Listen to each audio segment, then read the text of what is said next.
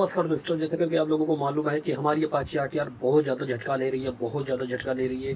तो हम जाने वाले हैं 11 face Mohali. 11 face Mohali Balaji TVS के कंपनी में, एजेंसी में यानी जाने वाले हैं। उसके बाद देखते हैं पूरा प्रोसेस कैसे होता है। आज मेरा मूड बहुत गर्म है भाई, अगर ये गाड़ी ना बनी ना तो आग लगा दूंगा।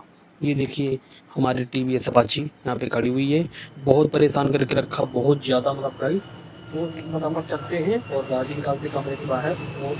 तो चलिए फटाफट निकालते हैं अपनी गाड़ी को कमरे से बाहर। तो बने रहें पूरे ब्लॉग में।